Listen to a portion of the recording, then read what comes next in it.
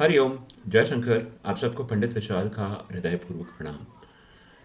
आइए ये सनातन धर्म की सीरीज में प्रारंभ करते हैं। आज भगवान भोलेनाथ जी का नाम लेते हैं। प्रथम भगवान श्री गणेश जी का नाम लेते हैं। वक्रतुंड महाकार्य सूर्यकोटि समप्रभा निर्विघ्नं कुरु देव सर्व कार्येषु सर्वदा। आज हम आपको भोलेनाथ जी के बारे में बताते हैं और भोलेनाथ जी की अ, जो विशेषता है, भगवान शंकर जी की विशेषता है, 12 ज्योतिर्लिंग है, उनके बारे में आपको बताते हैं।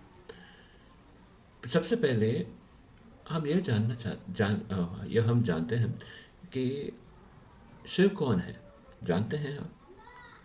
कोई कहे शिव काशी में है, कोई कहे कैलाश में, कोई कहे शिव धरती में है, कोई कहे आकाश में, कोई कहे शिव भक्ति में है, कोई कहे उपवास में, कोई कहे शिव ग्रस्त में है, कोई कहे वनवास में।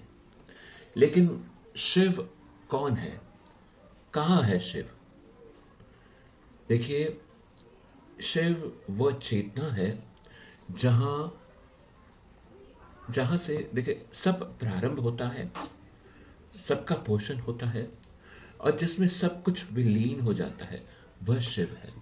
आप कभी शिव के बाहर नहीं है, शिव भी कभी आपके बाहर नहीं है। आपका मन, शरीर, सब कुछ केवल शिव तत्व से बना हुआ है।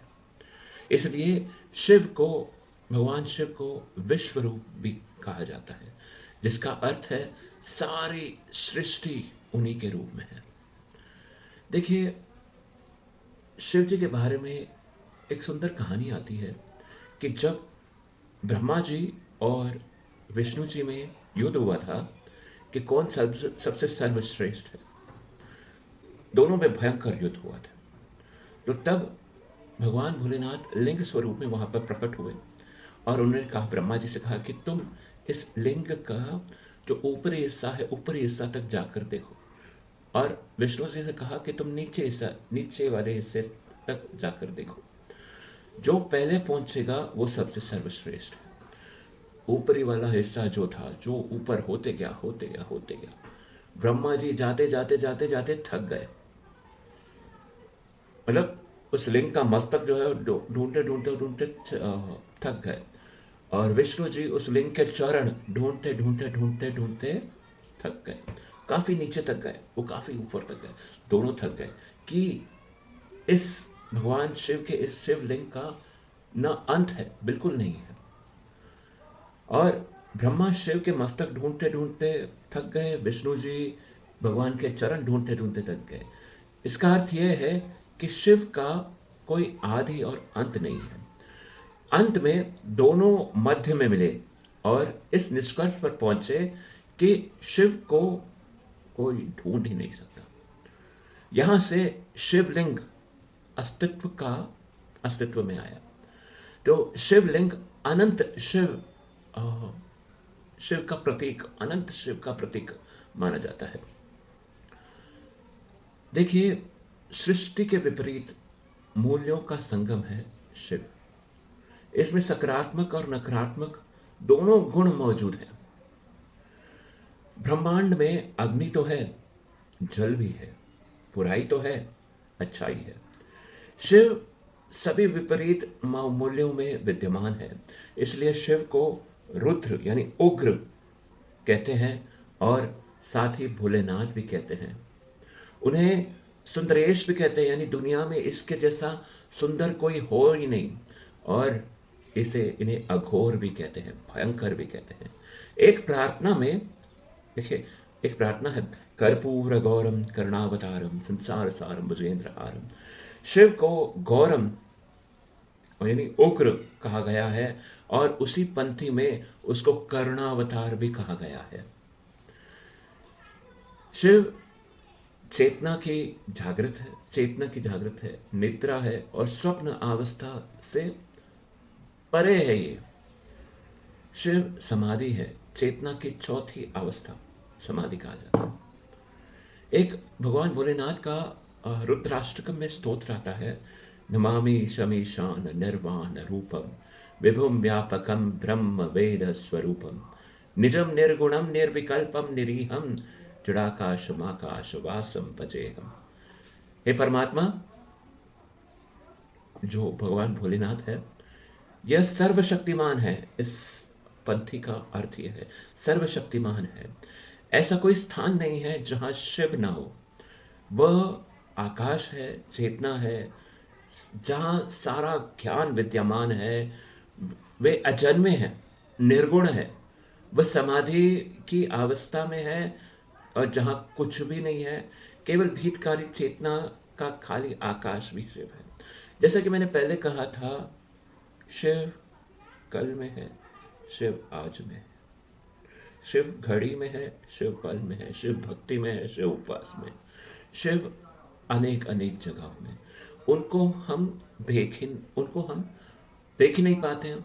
लेकिन देखिए, देख पाते हैं तो हम उनका स्वरूप जो है ना, उनको हम जानना नहीं पाते। ऐसा मैं कहूँ तो अच्छा है। देखो, उनका स्वरूप हम जान नहीं पाते। सिर्फ और सिर्फ उनकी भक्ति करना, उनके ऊपर विश्वास करना। लोग हजारों वर्ष तक अनेक देवताओं का तप करते हैं, तब जाके वो देवता मानते हैं। भगवान भोलेनाथ के ऊपर सिर्फ एक जल की लोटी चढ़ाओ, प्रार्थना करो, भोलेनाथ मेरी विनती सुन। देखो भोलेनाथ आपकी विनती कैसे सुनता है। सब देवताओं को देव कहते हैं, लेकिन भोलेनाथ ही है ऐसे देवता जिन्हें महादेव कहते हैं। भोलेनाथ ही है ऐसे देवता जिन्हें महादेव कहते हैं।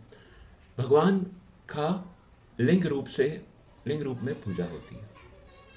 देखिए, लिंग यानी संस्कृत में कहा जाता है कि एक तत्व है। तो लोग ना लिंग का अलग अलग समझते हैं, लेकिन संस्कृत रूप में कहते हैं कि तत्व। भोलेनाथ के तत्व को हम पूजते हैं। लिंग दो प्रकार के होते हैं।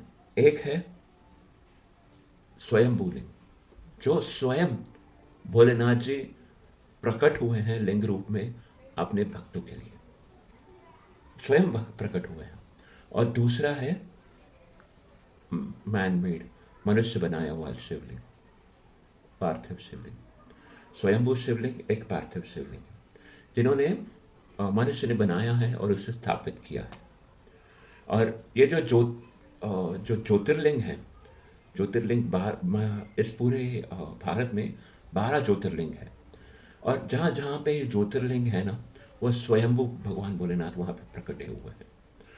इसे उस लिंग जहाँ जहाँ पर, देखिए, कहा जाता है, शास्त्रों में कहा गया है कि जहाँ जहाँ पे शिवलिंग है, वहाँ वहाँ पे एनर्जीज बहुत है।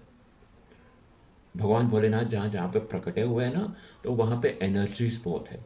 और धरती का वो पॉइंट कहा जाता है, धरती के कुछ पॉइंट्स होते हैं जहाँ पे एनर्जीज हैं, तो वहाँ पे भोलेनाथ जी प्रकट हुए हैं। कहा जाता है कि महाकाल का जो ये है शिवलिंग है, धरती की नाभि कहा जाता है। और ऐसे देखिए, ये ज्योतिर्लिंगों के बारे में मैं आगे से आपको बताता रहूँगा। एक एक ज्योतिर्लिंग की व्याख्याता बहुत बढ़िया है, बहुत ही अच्छा है। तो ये भोलेनाथ जी का जो व्याख्यान हमने प्रारंभ किया है, आप हमारे साथ जुड़िएगा ज़रूर। और कुछ भी क्वेश्चन हो, नीचे दिए हुए नंबर पर आप व्हाट्सएप कर सकते हैं या कमेंट में डाल सकते हैं, हम ज़रूर उसका उत्तर देंगे। जय जय श्री राधे, जय शंकर।